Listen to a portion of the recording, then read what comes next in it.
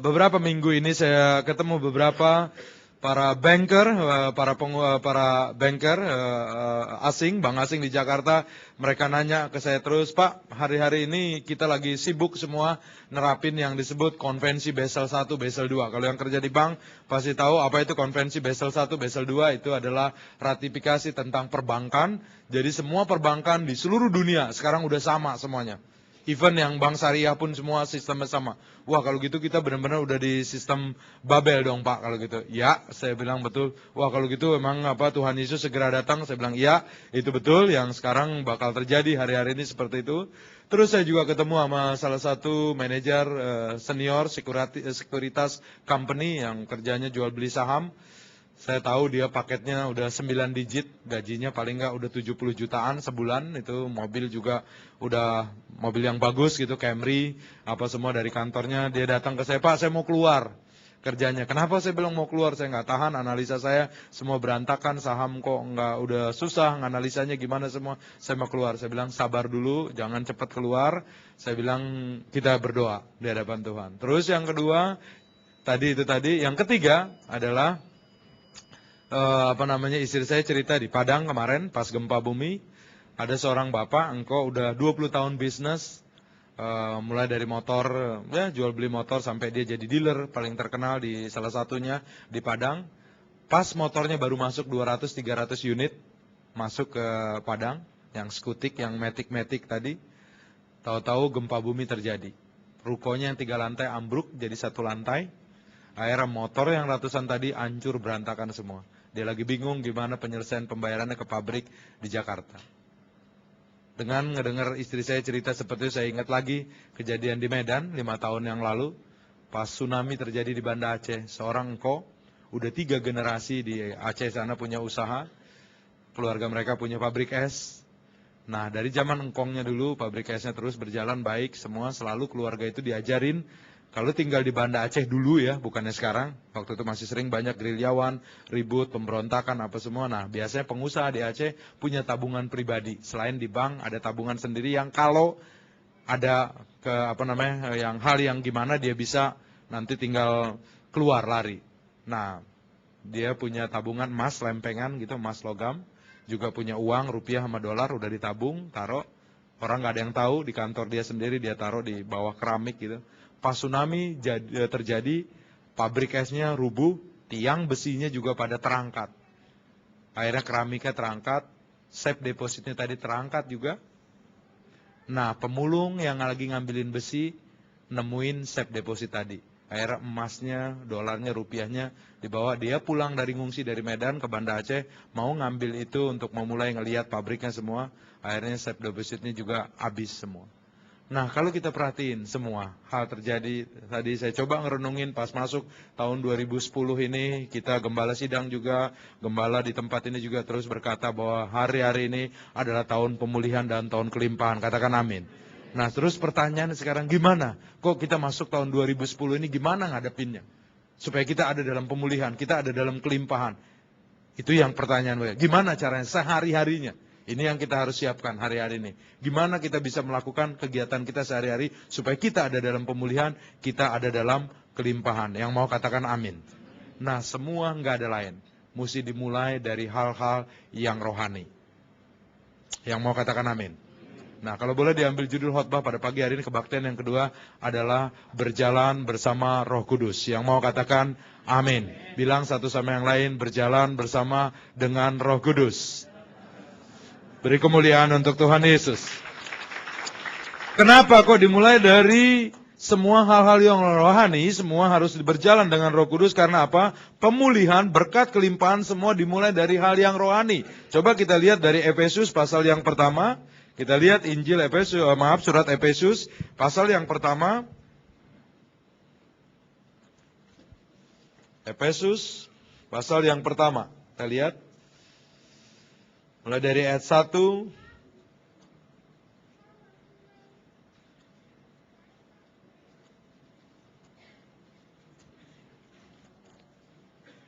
Kalau multimedia bisa tayangin, ya, biar cepat. Oke. Kita lihat dari ayat yang ketiga sampai ayat yang kelima. Efesus, pasal yang pertama ayat 3 sampai ayat yang kelima. Kita lihat di sini, ayo kita baca sama-sama. 1, 2, 3. Terpujilah Allah dan Bapa Tuhan kita Yesus Kristus yang dalam Kristus telah mengaruniakan kepada kita segala berkat rohani di dalam surga. Yang percaya katakan amin. Terus ayat yang keempat, sebab di dalam Dia Allah telah memilih kita sebelum dunia dijadikan supaya kita kudus dan tak bercacat di hadapannya. Ayat yang kelima, dalam kasih Ia telah menentukan kita dari semula oleh Yesus Kristus untuk menjadi anak-anaknya sesuai dengan kerelaan kehendaknya. Katakan amin. Tolong balikin ke ayat yang ketiga.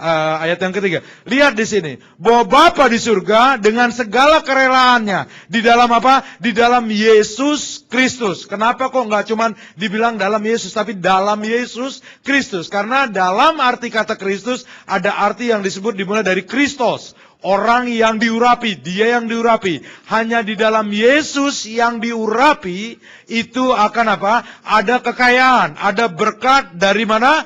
Dari surga. Lihat, perhatiin di sini. Bahwa apa? Tuhan kita, Yesus Kristus yang dalam Kristus. Perhatiin di firman Tuhan. Dalam Kristus, hanya di dalam Tuhan yang diurapi, yaitu Tuhan Yesus. Mengaruniakan. Arti mengaruniakan apa? Sebetulnya kita nggak layak. Sebenarnya kita nggak perlu dapat bonus, tapi dikasih gaji ke-13, itu karunia. Sebetulnya kita nggak bisa jadi anak-anak Tuhan. Seperti saya sebenarnya nggak layak jadi hamba Tuhan, tapi saya lakukan tugas pagi hari ini. Itu semua karena apa? Karunia itu diberikan. Nah, kepada kita segala berkat rohani di dalam surga. Yang mau katakan amin. Garis bawahi segala berkat rohani di dalam surga. Nah, kita sering berpikir, saya mau berkat jasmani. Saya pengen rumah yang bagus, saya pengen mobil yang bagus, saya pengen uang saya miliaran. Bosan Pak, ngelihat ATM goban lagi. Ya kan, mungkin seperti itu. Karena sekarang kalau ketemu gitu sama bisnismen atau sama para profesional yang ditanya sambil bisik-bisik apa? Pasif, ATM kena bobol nggak? Businessman, biasanya pada ngomong gitu. Karena apa? Kalau uangnya goban, gak bakalan saya bisik-bisik gitu sama Pak Hendra. Mana Pak Hendra nih? Udah pulang dia. Pak Hendra kena bobol gak gitu kan? Gak mungkin, uangnya goban. Mau dibobol, gila bobol. Orang cuman goban. Tapi biasa kalau yang udah uangnya miliaran, ya pasti nanti takut dibobol. Itu yang lagi omongan sekarang. Nah, kelihatannya kita pengen semua seperti hal yang jasmani tadi. Salah nggak? Enggak. Hal yang materi salah nggak? Enggak. Tapi kita anak-anak Tuhan mesti belajar dimulai dari mana? Dari hal-hal yang rohani. Pada saat Tuhan ngeberkati kita, dimulai dari berkat rohani. Yang mau katakan amin. Makanya kenapa kadang kita banyak cerita, udah tanya banyak hamba Tuhan. Biasanya businessman, usahanya diberkatin. Terus pada saat mulai dipanggil pelayanan untuk Tuhan, jadi full time semua biasanya bisnisnya habis, semua berantakan semua. Nah, itu mungkin pertanyaannya dimulai dulu dari hal yang rohani. Kita segala macam cara kita jalanin semua, yang penting pokoknya kita bisa menghasilkan bisnis kita, usaha kita, semua pekerjaan kita. Itu yang diandalkan. Tapi lihat di sini Tuhan berkata mengaruniakan kepada kita segala berkat rohani di dalam surga. Bahkan perikopnya di situ dikatakan kekayaan orang-orang yang terpilih. Bahkan dalam bahasa Inggris dikatakan redemption in Christ. Artinya apa? Orang-orang yang ditebus dari kegagalan, dari kebangkrutan, dari penyakit apapun juga di dalam Kristus. Artinya apa? Pada pagi hari ini yang kita masih belajar, segala sesuatu itu dimulai dari hal yang rohani. Pada saat firman Tuhan berkata engkau sembuh, kita mesti tangkap bahwa saya akan sembuh. Yang percaya katakan amin. Itu dimulai dari mana? Dari rohani, karena kita percaya. Padahal mungkin masih sakit. Pada Tuhan berkata, engkau akan mengalami kelimpahan. Enggak mungkin, utang saya aja belum kebayar. Gimana saya mau mengalami kelimpahan? Kerjaan saya aja begini, tutup lubang, gali lubang. Terus kerjaan saya seperti ini, kayaknya omset semua tambah sepi. Gimana saya mau ada dalam kelimpahan? Itu semua secara jasmani, materi. Tapi pada saat kita mulai pegang yang perjanjian Tuhan, kita bilang, saya percaya Tuhan. Secara rohani, saya akan diberkati. Tuhan apa? Yaitu ada dalam kelimpahan. Nah, kita pegang hal itu, kita terus taruh dalam hati kita, yang terjadi saat itu mulai di surga. Di alam roh, itu mulai terjadi paradigma, mulai ada terjadi perubahan. Yang tadi kita ada dalam kemiskinan, dalam kekurangan, dalam hal kayaknya nggak bisa apa semua, Tuhan mulai ubahin. Nah, saat itu terjadi perubahan, mulai terjadi biasa atas seseorang apa? Ada tanda yang baik. Wah, pas kita kerja langsung kayaknya enak, tek, tek, tek, kita nggak mesti mentok ke sana, mentok ke sini, semua. Walaupun kelihatan agak lambat dibandingin sama orang yang ngotot, yang kerja keras, semuanya bukan kerja keras salah, itu bagus. Tapi yang ngandelin diri sendiri, akhirnya kita mentok, capek. Tapi kalau dituntun sama Tuhan, mulai dari hal tadi kita percaya bahwa Tuhan, Engkau akan memberkati. Nah, di situ mulai ada tuntunan Tuhan. Itu yang namanya berkat rohani dari surga. Segala, lihat kata-kata segala, jadi bukan satu macam. Rencana Tuhan untuk kita, dalam setiap aspek kehidupan, apakah kesembuhan, sakit penyakit, apakah hati kita, apakah kita harus kecewa terus, kita harus sakit hati terus, apakah mungkin keuangan kita. Tuhan berkata segala berkat rohani dari surga. Itu diberikan kepada kita, yang mau katakan amin. Nah, kadang kenapa kita gagalnya sering? Kadang kita sering gagalnya sebagai anak Tuhan adalah seperti ini. Saya minta tolong Billy. Umpamanya kita sering, Pak kayak gimana sih yang realnya deh? Saya pengen yang lebih jelas. Umpamanya segala berkat rohani itu yang mulai dari rohani kayak gimana? Contohnya kadang dalam kehidupan sehari-hari. Karakter kita, sikap kita. Kenapa orang bisa diberkatin? Biasanya dimulai dari karakter. Nah karakternya apa? Biasanya percaya akan hal yang di surga. Dimulai dari kayak gimana? Billy percaya pada saat Billy melayani Tuhan, percayakan kebenaran firman Tuhan yang ada di Alkitab ini, engkau akan diberkati berlimpah-limpah. Engkau percaya? Bahkan hidupmu akan kekal selama-lamanya. Terima Alkitab ini. Sekarang Billy coba tawarin sama kata-katanya ke situ, Alkitab juga tawarin ke saya. Bapak percaya melalui firman Tuhan ini Bapak akan hidup kekal. Amin, saya percaya. Dan akan diberkati. Amin, saya percaya. Makasih. Nangkap nggak ilustrasi barusan? Kadang kita, saya bukan mau bikin malu Billy, yang terjadi pada saat ditawarkan, engkau pasti sembuh. Billy mikir, saya WL kok ini jadi duet khotbahnya. Mungkin di pikiran dia kayak gitu. Terus apaan ini ditawarin kayak gini? Otak dia yang bekerja. Bukan apa? Mulai iman hati.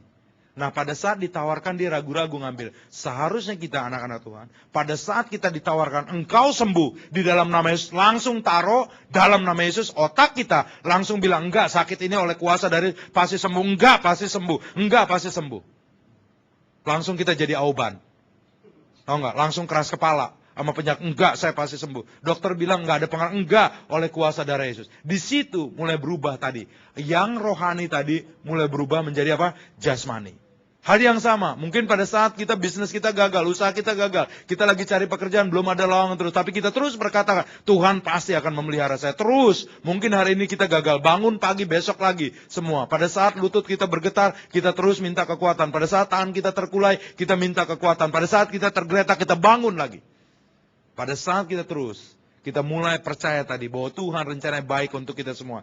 Tuhan pasti ubahkan semua menjadi alam jasmani dan juga alam materi dalam kehidupan kita. Yang mau katakan amin. Beri kemuliaan untuk Tuhan Yesus. Makasih. Makasih. Dimulai pada saat kita mulai percaya. Tapi pada saat kita mulai nggak percaya, sesuatu nggak mungkin. Apa sih rohani? Mulai percayain hal-hal yang nggak kelihatan. Yang rohani itu surga. Siapa yang udah pernah ngelihat surga di sini? Belum ada kan kita semua. Tapi kita percaya bakal ke surga. Amin. Nah itu kita ngelihat hal yang rohani. Pada saat siapa yang percaya bahwa kita ada dalam kelimpahan? Yang percaya coba angkat tangan. Kita semua. Nah yang sekarang ada dalam kelimpahan sungguh-sungguh. Tolong angkat tangan. Ada nggak? Mungkin ada beberapa orang. Tapi yang realnya. Mungkin kita yang perlu uang, kita perlu kesehatan, perlu damai sejahtera. Mungkin kita belum ada dalam kelimpahan. Kita masih tutup lubang, gali lubang. Hari ini kita gagal, kecewa. Besok ketawa lagi karena baru kita praise apa semua. Tapi kita ngimanin itu bakal terjadi. Kita belum ngelihat. Tapi kita mulai imani. Itu yang disebut orang-orang yang dipilih. Yang mau katakan amin. Nah kita lihat, beri kemuliaan untuk Tuhan Yesus. Kenapa? Kalau orang yang ngelihat secara diri, yang secara jasmani, oh keadaan dunia kayak gini, itu banyak. Itu bukan orang yang dipilih. Kenapa kita yang ada pagi hari ini adalah orang-orang yang dipilih. Coba ayat yang berikutnya di sini, lihat dikatakan. Nah, sebab di dalam dunia, Allah telah memilih kita semua. Di sini, Allah telah memilih kita sebelum dunia dijadikan supaya kita kudus dan tak bercacat di hadapannya. Katakan amin. Lihatin, kita ini bukan kebetulan di sini di tempat ini. Kita udah dipilih dari semenjak dunia belum ada. Pada saat kita mulai percaya tadi. Pada saat kita ditawaran, kita ambil, saya akan diberkati, saya akan ada dalam kelimpahan, saya ada dalam kesembuhan, saya ada dalam kasih karunia. Itu artinya pada saat kita melangkah, sebenarnya kita udah masuk jadi orang pilihan Tuhan. Yang mau katakan amin. Kenapa? Orang pilihan Tuhan adalah orang yang dijadikan sebelum dunia ini ada. Jadi bukan apa? Bukan kebetulan, oh karena kamu anaknya papanya si ini, mamanya si ini, kamu jadi anak ini semua. Enggak. Kita ini dipilih dari semenjak dunia ini belum ada. Yang mau katakan amin? Boleh sahabat datang hari ini, oh dia bukan karena datang, tapi karena dia udah dipilih dari semenjak dulu, sebelum dilahirkan di muka bumi. Sebelum dilahirkan sama papa mamanya. Bapak di surga udah taruh nama Elizabeth, udah taruh nama Billy, udah taruh nama Joel semuanya. Bahkan semua. Saya nggak pernah ngebayangin jujur, mungkin saya pernah saksikan di tempat ini. Untuk jadi hamba Tuhan. Pas saya dulu kerja, karena latar belakang saya dulu mesin, teknik mesin, dan teknik penerbangan, kerja di salah satu perusahaan Singapura di Jakarta, jualan jualan spare part pesawat terbang. Nah pas saya kerja di perusahaan Singapura di Jakarta ketemu sama satu Amoy, lihat-lihatan gitu kan. Nah Amoy ini dalam hati, ini bakal calon suami, dia gedek-gedek kepala, nggak salah Tuhan itu kok si kokonya hitam kayak gitu kan. Terus di belakang namanya gitu. Kalau dia belakangnya namanya apa? Chang Tio. Ini Harahap gitu. Kan nggak nyambung gitu kan? Nggak nyambung. Nah, tapi Tuhan bilang itu yang bakal calon suami. Lihat. Secara jasmani kayaknya nggak mungkin. Kita beda agama. Saya dulu masih di Mesir. Masih muslim waktu pas kita ketemu dia, waktu pas kita kenal itu tadi. Nggak mungkin secara jasmani. Tapi pada saat mulai ditaruh dalam hati seorang anak Tuhan yang rajin, waktu itu istri saya udah kerja juga di satu kantor, tapi dia selalu ikut pendalaman Alkitab, sekolah Alkitab semua. Hal yang rohani mulai ditaruh. Oh ini yang bakal calon suami. Walaupun dia gedek-gedek tadi semua. Terus secara jasmani, yakin nggak? Enggak. Kenapa? Pas ketemu. Saya pas ketemu sama mertua, sama ipar-ipar, itu nggak salah. Dia bilang ke anak saya, lu mau kawin sama Van Kui sama Wana. Waduh. Kuping saya udah merah kalau dia bilang Van Kui sama Wana tuh. Baru saya pulang ke rumah lagi. Papa saya, yang dari Medan pasti tahu. Kau mau kawin sama Cina pula? Enggak salah kau. Pasti bilang apa? Karena kamu adalah raja ketujuh. Kita biasa orang Batak raja semua. Pulang kampung dikasih tahu silsilahnya ini semua. Biasanya ada gelar apa semua. Enggak, kamu mesti kawinnya sama ini juga. Saya harusnya mesti sama Siregar gini-gini. Supaya ntar gelar rajanya tetap ada di tangan saya.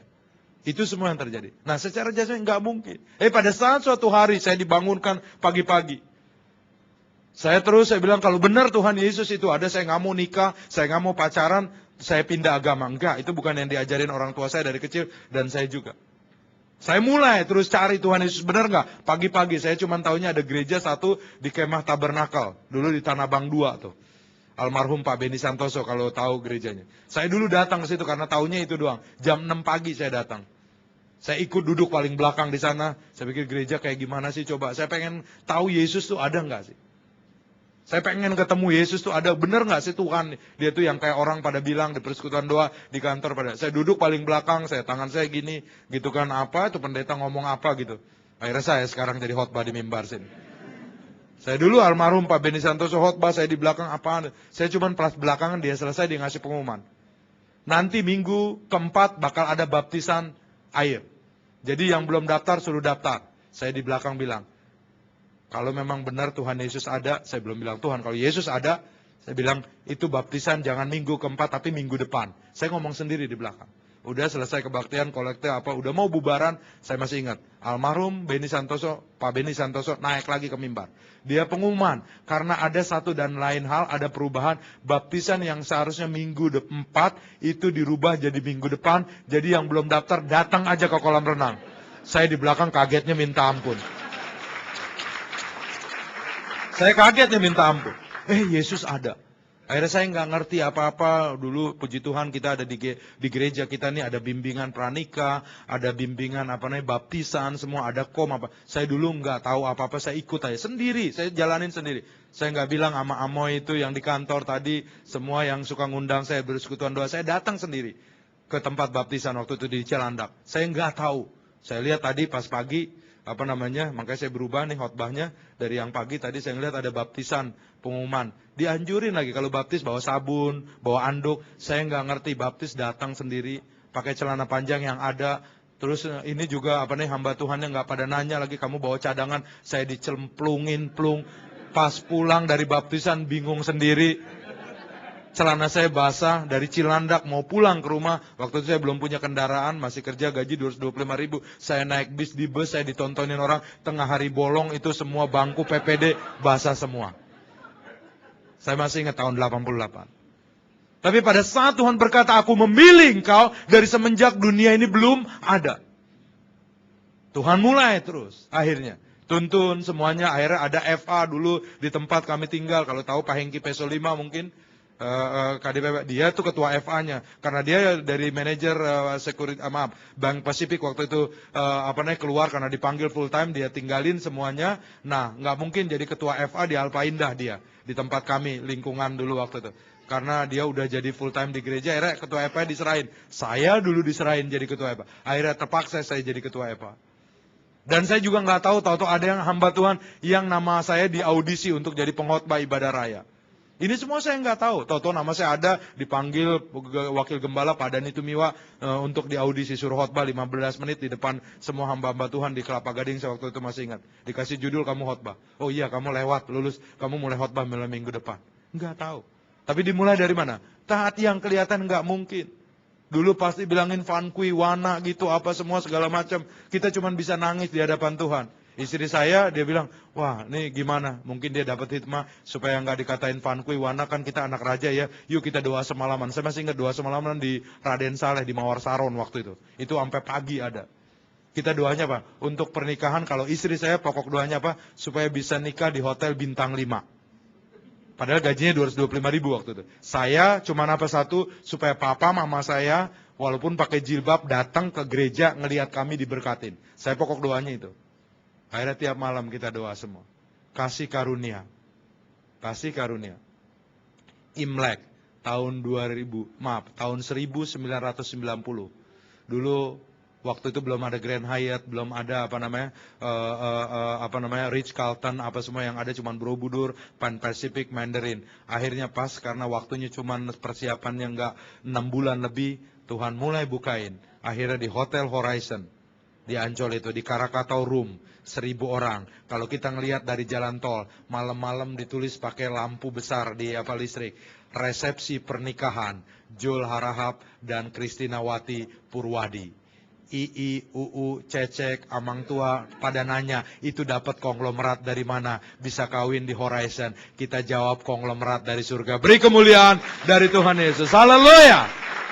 Pada saat kita mulai lihat hal-hal yang rohani, nggak mungkin. Secara jasmani kayaknya kita nggak mungkin. Semua segala macam, nggak mungkin. Tapi pada saat kita mulai lihat, semuanya dimulai dari hal Tuhan akan ubahkan dari yang nggak mungkin, yang menjadi hal yang memuliakan nama Tuhan. Yang mau katakan amin. Kenapa kita udah dipilih semuanya dari semenjak dunia? Pada saat mungkin kita gagal, mungkin kita nggak bisa, mungkin kita nggak tahu. Kita mesti mulai ngomong, Tuhan Yesus, aku telah dipilih dari semenjak dunia ini belum ada. Jangan mulai kita ngaca, muka lu muka suwe, liatin aja hidung lu salah gini, kuping lu kurang gede, orang yang diberkati kupingnya mesti gede, hidung juga mesti gede. Mungkin kita gitu. Wah, emang lu keturunan susah, tulang lu udah tulang baikut, udah menjadi telur asin, sayur asin aja. Jangan ngutukin diri sendiri. Yang nggak ngerti sayur asin tanya sama gembala ntar. Ya kan? Mungkin kita kayak gitu, enggak. Kita mulai pas kita ngaca pagi-pagi, bilang engkau diberkati Tuhan. Yang mau katakan amin. Kenapa coba? Kenapa kita mesti kayak gitu? Karena Tuhan bilang dipilih dari semenjak dunia belum ada. Kalau tanya sama dokter. Pada saat papa mama kita berhubungan intim. Itu seorang pria menghasilkan sperma antara ratusan juta sampai triliunan benihnya. Kalau wanita cuma sampai 8 paling. Nah, pas saat itu terjadi, apa yang terjadi? Bapa di surga langsung nunjuk. Bapak jadi. Akhirnya Bapak yang lahir ke dunia. Katakan amin, Pak. Padahal Bapak punya saudara tuh ratusan juta. Cuman nggak jadi Bapak. Jadi yang jadi adalah Bapak. Makanya Bu, jagain terus Bapak. Dia saudaranya ada ratusan juta, cuman yang lahir ke muka bumi, cuman Bapak ini doang. Nah, ada di sebelah Ibu. Kadang saya selalu bilang karena banyak istri sekarang gugat cerai di Jakarta sekarang. Dulu itu laki-laki yang kabur sama kolong wewe. Sekarang nih di pengadilan kebanyakan terutama kelas menengah ke atas, itu yang kaum wanita yang ngegugat cerai. Pak, saya udah bosan kawin sama dia, bosan ngelihat tampang mukanya aja, saya udah sebel Pak. Mendingan saya cerai dah, mendingan saya kerja sendiri.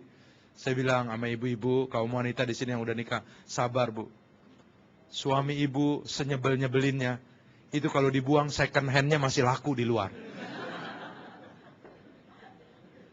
Wah, kaum pria langsung amin. Anak-anak. Kalau kita ngelihat anak-anak, walaupun anak kita gimana segala pun juga, banyak orang yang puasa, yang doa supaya apa? Punya keturunan. Jadi kalau kita dikasih anugerah keturunan, kita mengucap syukur untuk anak kita, katakan amin.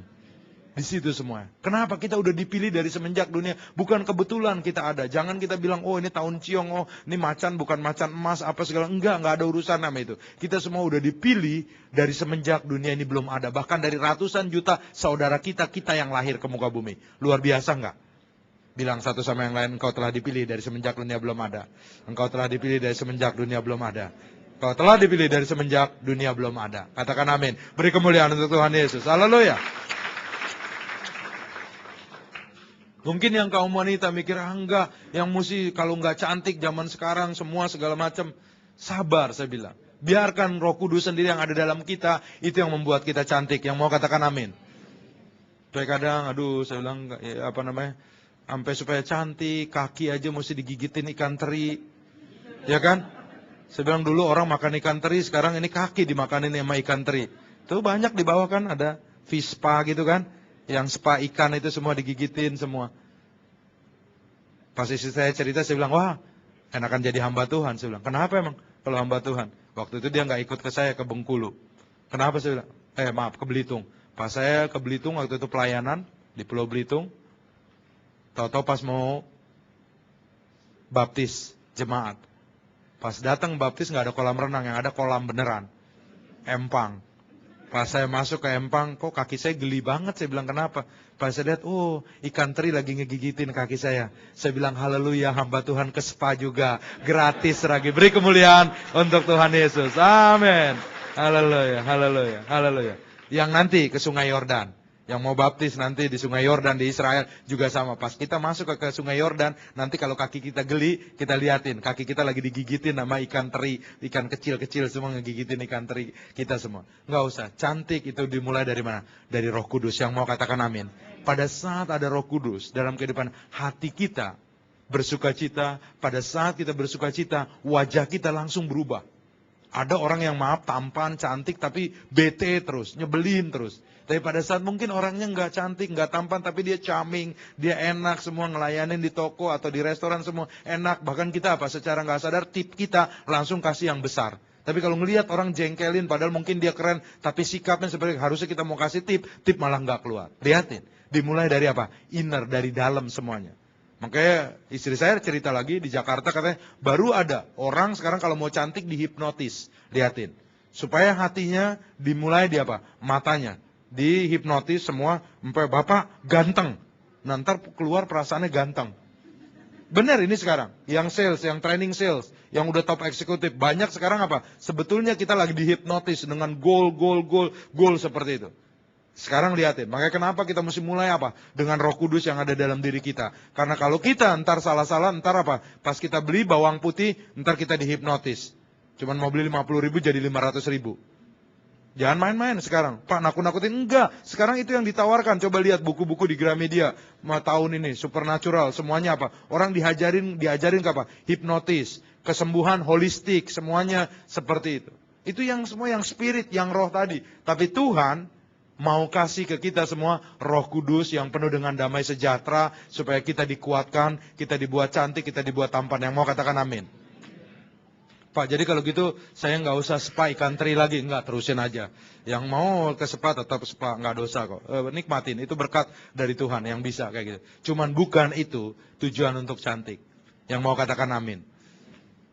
Yang wanita lagi biasanya. Pak, tapi persaingan ketat sekarang Pak. Di mana-mana saya lihat kebanyakan wanita yang laki-lakinya sedikit. Apa benar ntar saya dapat pasangan hidup? Tuhan nggak pernah bilang di firman-Nya bahwa nanti bakal banyak wanita, terus ntar wanita nggak bakal dapat suami. Tuhan nggak pernah bilang. Mungkin Tuhan ntar ada kirim orang-orang yang punya karunia selibat. Jadi tetap nggak usah takut. Walaupun udah masuk tahun 2010, tetap percaya bahwa yang rindu pasangan, Tuhan akan berikan yang terbaik. Katakan amin. Beri kemuliaan untuk Tuhan Yesus. Pak, kapan Pak? Udah gak sabar nih Pak. Saya kadang suka terima SMS Bapak, suka bilang, gampang aja, mana nih umur udah mau sacap lagi Pak. Kadang saya sudah ntar Papa Mama udah nanya, katanya udah ke GBI. Apalagi GBI WTC Pak. Kok jawaban doa belum, padahal udah ikut KOM 100, KOM 200, KOM 300, rumah doa udah komplit deh Pak. Boro-boro pasangan hidup, penampakan aja belum kelihatan Pak. Sabar aja, amin. Tuhan ntar kasih yang terbaik. Pada saat karena kita udah dipilih dari semenjak dunia belum ada. Mulai dari berkat rohani. Kita cari terus Roh Kudus. Kita mulai. Nah terus ngujinya gimana? Benar nggak sih Roh Kudus ada? Gampang saya bilang. Paling gampang nguji Roh Kudus. Supaya kita biarkan terus menyala dalam kehidupan kita. Terus kita on fire sama Roh Kudus gampang. Coba kita cek. Siapa yang pernah bohong kecil aja? Bohongnya nggak nipu gitu. Tapi bohong kecil doang. Mungkin kita lagi malas sebetulnya nggak ada pulsa. Nggak bisa ngejawab SMS gitu. Iya gue nggak ngelihat ada SMS. Yang kecil-kecil lah apa aja gitu. Tahu-tahu apa? Kita kehilangan damai sejahtera seharian kita mikirin. Aduh kenapa sih bohong kayak gitu. Kenapa nih mulut kayak gitu. Dalam hati terus. Nggak enak gitu seharian. Siapa pernah ngalamin seperti itu? Saya duluan dah. Kalau jujur kita semua pernah pasti. Itu artinya apa? Roh Kudus ada dalam hidup kita yang mau katakan amin.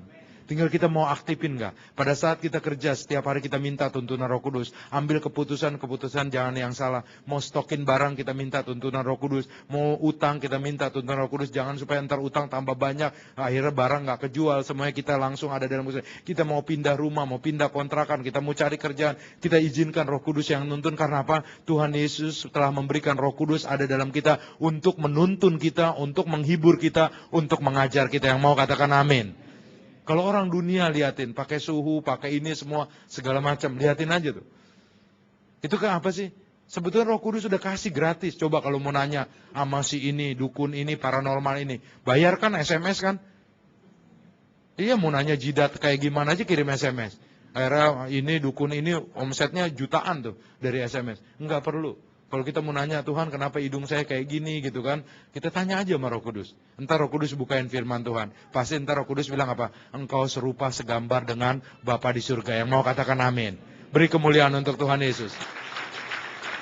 Yang berikutnya, apa sih pada saat kita ngerti bahwa semua dimulai dari rohani, itu kita, itu udah dipilih dari Tuhan. Terus di sini apa? Lihatin, dalam kasih Ia telah menentukan kita dari semula oleh Yesus Kristus untuk menjadi anak-anaknya sesuai dengan kerelaan kehendaknya. Katakan amin.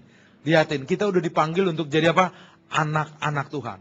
Kenapa mulai dari hal rohani? Bukan supaya kita cuman kaya, bukan kita cuman sehat, bukan kita cuman diberkati, sukacita, tapi supaya kita jadi anak-anak Tuhan. Yang mau katakan amin. Kenapa anak-anak Tuhan? Apa bedanya? Karena kita bakal beda sama dunia. Kenapa saya bilang kayak gitu? Kemarin-kemarin kita ngeributin soal chip semuanya. Wah, 666. Lihatin. Yang punya kredit card sekarang udah pakai chip belum? Pakai, semua kredit card kita udah pakai chip semuanya. Terus ATM kemarin dibobolin. Tunggu, pengumuman sebentar lagi semua ATM kita pakai apa? Pakai chip. KTP kita, ntar tahun 2012, lihatin sebelum pemilu. Pasti udah pakai apa? Chip. Apa sih chip? Itu data semua di situ. Nah, lihatin artinya apa? Kita ntar anak-anak Tuhan, itu diperhadapkan menjadi anak dunia apa anak Tuhan. Pak, kalau gitu sekarang kita nggak perlu punya kredit card, nggak punya ATM, nggak punya... Enggak, bukan itu yang saya maksud, pakai aja tetap. Tapi yang masalahnya adalah pada saat chip itu ntar mesti dipaksa sama pemerintah ditanam di mana? Di dahi kita atau di tangan kanan. Nah, di situ baru kita mau ambil tindakan. Kita mau ikutin yang dunia ini atau kita tetap menjadi anak-anak Tuhan? Kita tetap menjadi anak-anak Tuhan, katakan amin. Makanya kita rindu sebelum itu terjadi, kita udah diangkat ke surga. Yang mau katakan amin. Saya sering dikomplain lagi sama yang belum pada nikah, Pak, Bapak ngomongnya enak ke surga. Nah kita belum nikah, gimana nih Pak? Enggak usah pikirin, Bapak di surga tahu yang paling baik. Kalau kita jadi anaknya, Bapak tuh tahu yang paling baik untuk kehidupan kita. Katakan amin. Coba lihatin anak-anak sekolah minggu. Tadi saya ke kamar kecil. Saya tadi pas ke sekolah minggu, cantik-cantik, ganteng-ganteng, cakep-cakep. Yang perempuan pada dipakein bando, ada yang dipakein pita. Sepatunya merah muda, Ada yang bawa tas kecil, di ransel, cakep lari-lari pada ketawa. Lihatin anak-anak. Nah coba itu anak-anak, pernah nggak mikirin? Pas besok mau apa, kayak kita sibuk mikirin nggak bisa tidur, bandonya ntar warna merah, beli sepatunya di mana segala, nggak ada. Anak-anak sekolah minggu tadi, ada papa mamanya yang apa, ngebeliin pitanya, ngebeliin sepatu merah mudanya, semua segala macam. Akhirnya dia cuma lari-lari penuh sukacita. Yang mau katakan amin. Kita juga anak-anak Tuhan di sini mesti gitu. Kita mulai dari situ. Pak, tapi keadaan kami belum baik. Kan? Enggak, mulai percayain bahwa ada Bapa di surga. Karena apa? Kita semua dipanggil untuk jadi anak-anaknya yang mau katakan amin. Pak, kalau jadi anak Tuhan gimana sih untuk kehidupan sehari-hari? Tuhan bakalan tuntun nggak? Pasti, saya bilang. Kenapa? Coba kita buka. Yesaya 48.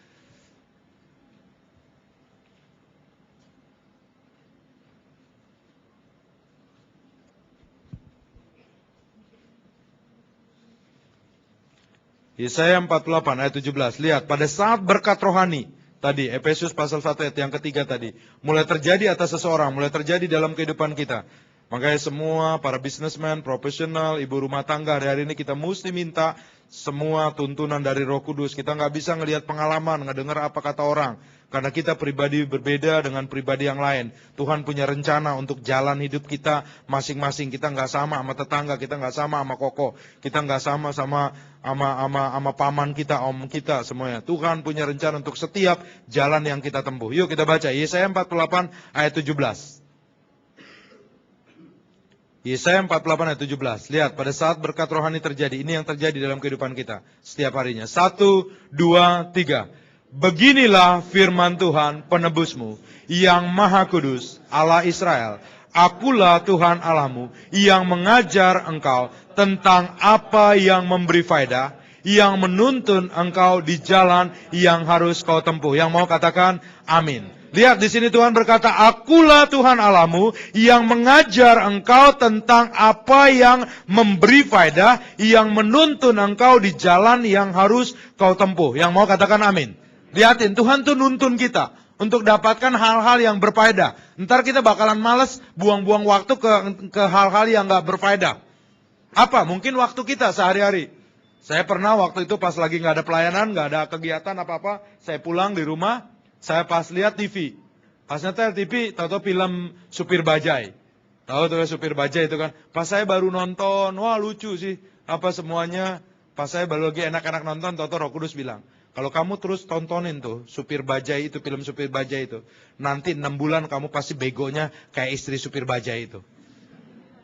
Banyak yang nonton, pada tahu semua. Akhirnya ntar begonya kayak si Oneng. Saya bilang, Tuhan saya bertobat, saya nggak mau.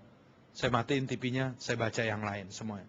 Lihatin, ada ntar Tuhan tuh, Pak ekstrim banget kan, saya perlu hiburan, masa nonton kan itu nggak dosa, nggak porno apa semua. Enggak, bukan soal itu. Ntar Tuhan tuh tuntun kita, karena Tuhan tahu yang paling baik. Ke hal yang apa, yang lebih baik lagi. Udah nggak usah nontonin yang cuman kayak gitu.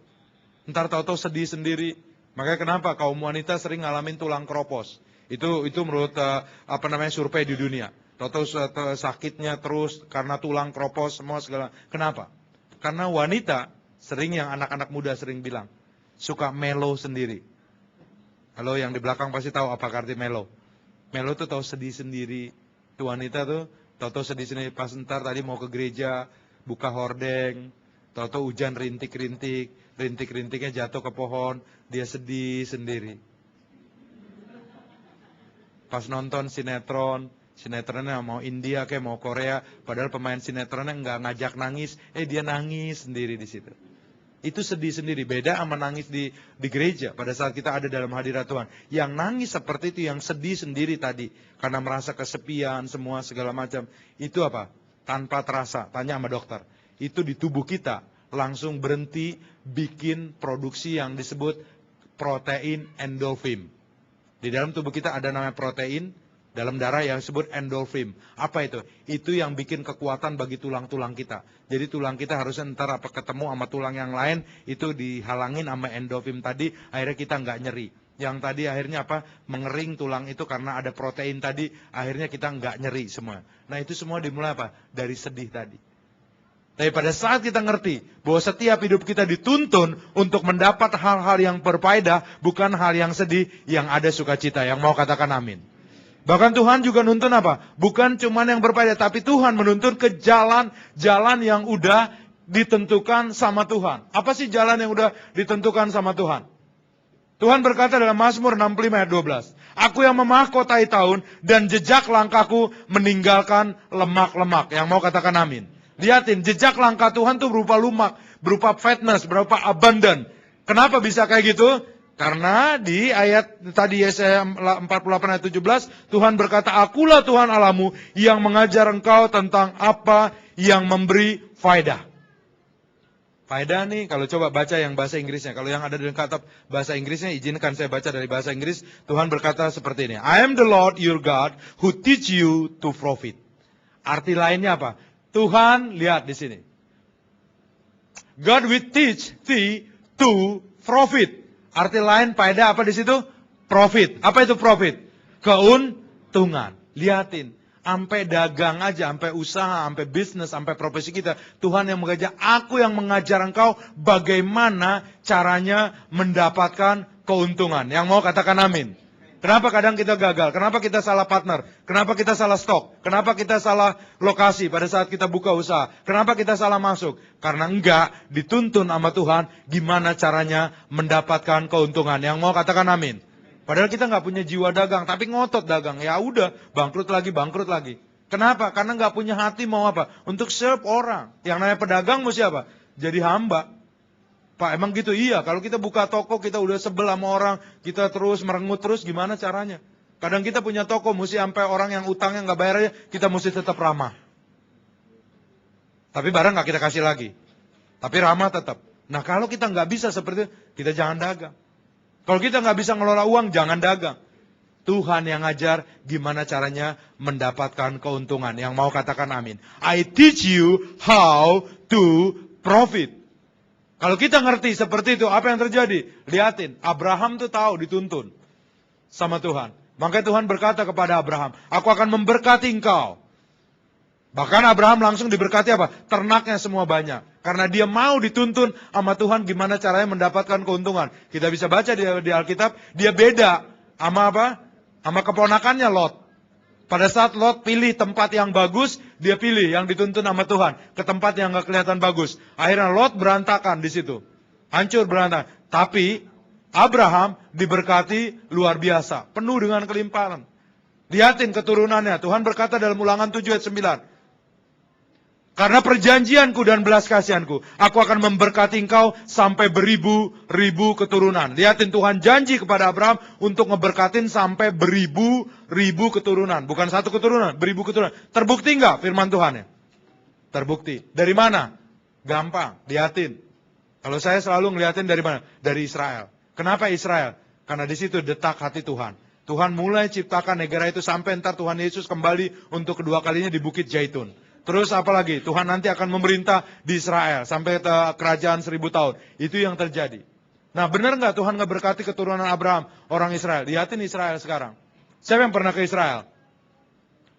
Oke, ibu di belakang. Terus siapa lagi? Cuman satu, tadi pagi satu. Yuk, kita angkat tangan yuk. Kita anak-anak Tuhan cuman modalnya doa doang kok, nggak ada lain. Kita nggak punya duit, kita nggak punya duit, kita nggak punya paspor, cuman kita punya modal doa di dalam nama Yesus. Yuk kita angkat kedua tangan. Ya Aba, ya Bapa. Kami mengangkat tangan di hadapan-Mu Tuhan. Kami mengaku di hadapan-Mu, banyak di antara kami belum punya US dollar Tuhan. Banyak belum punya paspor Tuhan. Bahkan banyak di antara kami yang telah punya paspor. Punya uang tapi belum punya kesempatan Tuhan. Untuk menjejakkan kaki Tuhan di Yerusalem. Ya Aba, ya Bapa. Kami berdoa di dalam nama Yesus. Biarkan Tuhan terjadi rombongan dari WTC ini Tuhan. Boleh menginjakan kakinya Tuhan di Yerusalem. Sehingga mereka bisa melihat Tuhan secara nyata. Setiap janji firman-Mu digenapi. Dan itu juga digenapi dalam kehidupan mereka semua. Yang percaya mari kita katakan amin. Beri kemuliaan untuk Tuhan Yesus. Lihatin, kalau yang nanti datang ke Israel, kenapa saya bilang buktinya? Siapa yang punya Facebook? Tolong angkat tangan. Hampir semua. Siapa yang bikin Facebook? Orang Yahudi. Belum sampai umurnya 30 sekarang, mahasiswa di Harvard. Tahu nggak seberapa kekayaannya dari Facebook? 7 miliar US dollar. 1/10 uang yang ada di BI. Itu kekayaan yang punya Facebook sekarang. 7 miliar US dollar. Siapa? Orang Yahudi. Berlian yang kita pakai semua. Itu semua ditentukan harganya di mana? Di bursa berlian Tel Aviv. Terus handphone kita semuanya.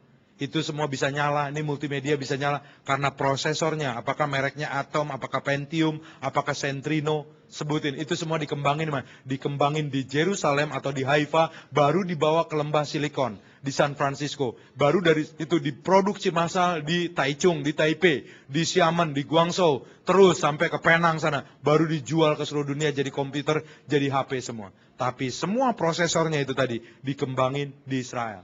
Indonesia baru beli pesawat mata-mata untuk ngejaga perbatasan, nggak pakai pilot. Itu yang nemuin teknologi itu apa? Israel. Karena Indonesia nggak punya hubungan diplomatik, belinya melalui Filipina. Pak SBY baru beli tahun kemarin, ada di koran Kompas. Kenapa bisa kayak gitu?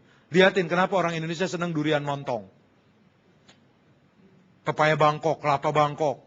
Padahal kelapanya kecil, mahal lagi. Tapi orang pada beli saya lihat. Mangga Bangkok, semua yang Bangkok. Kenapa kok senangnya bukan sama buah sendiri? Karena yang datang dari Thailand, itu semua pertanian Israel pertanian Thailand belajarnya dari pertanian Israel. Kok kenapa hebatnya pertanian Israel? Karena Tuhan udah janji dalam kitab Yesaya. Dari padang gurun aku akan ubahkan menjadi kebun buah-buahan. Sekarang Israel udah ngekspor 100 macam buah-buahan ke seluruh dunia. Bahkan bunga mawar, bunga tulip yang tadinya di Belanda, sekarang Israel yang udah ngekspor. Nanti kalau yang berangkat ke Israel, minta diajak ke kibbutz. Ntar bakal ngerasain. Alpukatnya kalau pas makan alpukat di sana, alpukatnya tuh rasanya creamy. Kayak gurih gitu. Pak, beda sama alpukat yang beli di puncak habis pulang HMC. Beda. Kenapa kayak gitu? Karena rasanya nggak gurih, maaf. Di sana rasanya gurihnya minta ampun. Terus anggurnya, kalau kita ke dataran tinggi Golan, itu anggurnya orang Inggris bilang juicy. Kenapa? Kalau pas kita makan kunyah anggurnya, itu kayak kental-kental, airnya semua juicy, enak gitu. Itu kayak jus gitu, juicy disebutnya. Saya susah nerangin bahasa Indonesianya. Kok bisa kayak gitu? Kenapa? Karena hikmat tadi. Karena kreativitas. Insinyur pertanian Israel, Tuhan udah janji, aku akan memberikan kecerdasan 10 kali lipat untuk mengatasi masalah yang ada di muka bumi. Akhirnya insinyur pertanian Israel bisa ngembangin pertanian Israel menjadi apa? Pertanian yang luar biasa. Dimulai dari mana? Dari hal rohani. Tuhan janji kepada Yesaya, ditulis di firman Tuhan, terus sekarang 2600 tahun kemudian sekarang digenapi. Datang ke Belanda. Pas nanti di Belanda, stasiun Amsterdam, bukan Beos ya, Amsterdam. Turun aja ke bawah. Ntar jangan ke sebelah kiri, ke sebelah kanan. Sebelah kiri, apalagi bapak-bapak dosa dalam nama Yesus. Ke sebelah kanan aja. Ntar di situ apa? Banyak toko buah. Bilang, Menir, saya pengen pisang dong. Ntar dikasih pisangnya. Pas habis doa kita mau makan, ntar ada stiker kecil di pisangnya. Apa di pisang ditulis apa? Product of Israel. Orang Israel yang lagi musim dingin sekarang di Belanda, dia yang jualin pisang ke sana. Pisangnya apa? Mahalnya minta ampun. Mereka yang dapat. Kenapa? Karena Tuhan yang ngajarin gimana caranya mendapat keuntungan. Mulai dari Abraham dulu, terus sampai sekarang. Pas nanti ke Israel, diajak makan. Biasanya ke Danau Galilea. Makan siang, ikan petrus. Wah, saya senang banget. Pertama kali dulu ke sana. Saya bakal kayak Petrus nih ntar. Makannya kayak Petrus, ikan petrus. Pas nyampe, udah nunggu setengah jam, baru datang ikannya. Orang pada sibuk, kasih sambal semua. Ternyata karena nggak dikasih sambal, cuman lada doang sama garam. Waduh, kita biasa orang Indonesia suruh makan gitu doang nggak doyan. Pas saya liatin ikannya, kayaknya kenal nih sama ikan. Saya balik lagi, iya benar kenal ikan. Ternyata saya pikir tadi namanya keren, ikan petrus. Nggak taunya ikan mujair. Harganya berapa sepiring? $15, pek goceng. Ayo coba kita nyebrang ke Gunung Sari. Kan banyak seafood tuh kalau malam. Kita buka tenda gitu. Ikan mujair goreng, sepiring 150.000. Kalau seminggu bangkrut, jangan panggil hamba Tuhan. Pasti nggak laku. Tapi karena Tuhan udah janji ke bangsa Israel, aku akan memberkati engkau. Dan siapa yang memberkati akan diberkati. Siapa yang mengutuk akan terkutuk. Apa yang terjadi? Bangsa Israel jualan mujair aja 150.000 sepiring. Lihatin. Dimulai dari mana? Pada saat Tuhan janji. Ini yang terjadi semuanya. Pada saat Tuhan udah mulai janji atas satu bangsa. Bahkan bangsa yang musuhin akan dipermalukan. Kenapa kita mesti ngedoain Indonesia semuanya? Karena kita setiap tahun hampir ngutukin terus Israel. Di PBB, Menteri Luar Negeri kita, urusan Palestina semuanya. Lihatin demo-demo, ntar demo Amerika, pasti sekalian demo Israel. Semua di depan kedutaan Amerika. Kita terus ngebenciin semua. Padahal Tuhan sendiri baca di kitab Kejadian pasal 12. Siapa yang ngeberkati akan diberkati, siapa yang ngutuk akan dikutuk. Beberapa waktu saya akan tutup firman Tuhan. Beberapa waktu yang lalu saya ke Palembang, pelayanan di sana. Pas saya nunggu pesawat di ruang tunggu Garuda di Cengkareng, saya lihat ada majalah Tempo. Pas saya baca-baca, saya nggak langganan waktu itu, sekilas saya baca. Ternyata apa? Pasukan Indonesia dikirim untuk jaga perbatasan antara Israel dengan Libanon. Saat itu ya bukan sekarang, salah satu komandannya adalah anak Pak SBY. Berangkat ke sana untuk menjaga perbatasan. Nah, pasukan Indonesia ada di Libanon. Karena perang terus, akhirnya diperintahkan PBB jaga. Nah, karena pasukan Indonesia taat, disiplin, akhirnya dipercayakan untuk lebih maju ke daerah Israel. Jaganya bukan cuma di daerah Libanon, tapi masuk ke daerah Israel. Akhirnya apa? Pasukan Indonesia kaget. Hah? Kita nggak punya hubungan diplomatik nih, jaga perbatasan di sini. Akhirnya seorang prajurit kirim SMS ke istrinya. Ma, tolong doain, saya ditaruh di daerah rawan. SMS-nya langsung naik ke langit Israel. Set. Pada saat naik ke langit Israel, nggak dijawab sama Indosat sama Telkomsel. Tapi dijawab sama satelit Israel. Terus langsung pakai bahasa Indonesia yang baik dan benar. Jangan bicara sembarangan. Anda tidak ada di daerah rawan. Akhirnya pasukan Indonesia kaget semua. Laporan ke Jakarta. Akhirnya Jakarta bilang, jangan pakai bahasa Indonesia di HT, di HP semua. Karena Israel ngerti bahasa Indonesia. Beri kemuliaan untuk Tuhan Yesus. Haleluya. Semua terjadi. Dimulai dari pada saat Tuhan. Saya baca di Tempo tahun 2 tahun yang lalu, bulan 6. Kalau yang mungkin punya, lihat-lihat lagi semua. Lihatin ini semua terjadi. Kok mungkin nggak? Saya kadang mikirin itu semua nggak mungkin. Kenapa bisa terjadi kayak gitu? Ke bangsa yang kecil cuma 8 juta penduduk, luasnya nggak lebih daripada Jawa Barat. Tapi mereka bisa diberkati, bahkan sekarang udah ngasih utang luar negeri 37 miliar US dollar. Israel negara kecil ngasih utang luar negeri. Nah, Indonesia nih, negara gede sekarang. Utang kita bakalan lunas tahun 2045. Jatuh tempo paling besar nih 2010, 113 triliun US dollar. Bakalan lunas 2045. Pak, saya emang ngapain pusing-pusing mikirin utang Indonesia? Kasbon di kantor udah dibayar aja, udah puji Tuhan. Mungkin kita mikirnya gitu. Enggak. Saat kita, Indonesia masih punya utang luar negeri, uang rupiah yang kita hasilkan nggak pernah ada nilainya. Cek, 1 juta yang tahun lalu, taruh di bank, sekarang 1 juta berikutnya udah nggak dapat apa-apa. Lihatin, dulu 100 juta dapat mobil, ya kan? Bagus semuanya. Mobil 1 juta umat lah ya. Tahu ya kalau saya bilang mobil 1 juta umat gitu kan. Nah, itu dapat. Sekarang dapat nggak 100 juta? Enggak. Saya pengalaman pribadi dulu pertama kali kerja tahun 85. Saya pikir dulu itu Iya, 85. Saya kerja dapat 225.000 sebulan. Di perusahaan waktu itu saya kerja. Nah, saya kumpulin 3 bulan dapat 700.000 karena masih tinggal sama orang tua. Nah, dibeliin motor waktu itu sama keluarga. Saat dibeliin motor, 700.000 dapat Honda Bebek. Sekarang coba, uang 700.000 datang ke dealer. Mau beli Honda Bebek, dapat knalpotnya. Padahal uangnya sama 700.000. Kenapa uang itu semua bukan? Karena utang Indonesia luar negeri masih banyak, inflasinya terus tinggi. Tapi sebaliknya lihat Singapura yang nggak punya utang malah ngasih utang. Singapura dolarnya tetap sama terus nilainya. Kenapa itu terjadi? Karena Tuhan yang menuntun bagaimana caranya mendapatkan keuntungan. Yang mau katakan amin. Lihatin.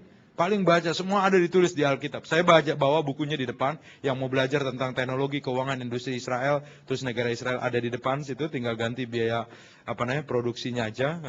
Ini enggak untuk profit, semuanya untuk supaya gimana? Karena apa? Saya tergerak juga di Gramedia, semua buku ngutukin Israel, semuanya segala macam. Makanya saya tergerak, enggak, itu sebetulnya apa? Siapa yang ngeberkatin pasti diberkati, yang mau katakan amin. Lihatin gereja kita, semua diberkati. Karena apa? Pak Niko paling nggak datang konvokasi setiap tahun semuanya. Dan semua jadi berkat, lihatin semua.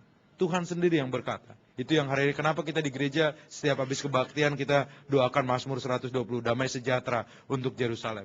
Karena pada saat kita melepaskan damai sejahtera untuk Yerusalem, rumah tangga kita juga mengalami damai sejahtera. Yang mau katakan amin.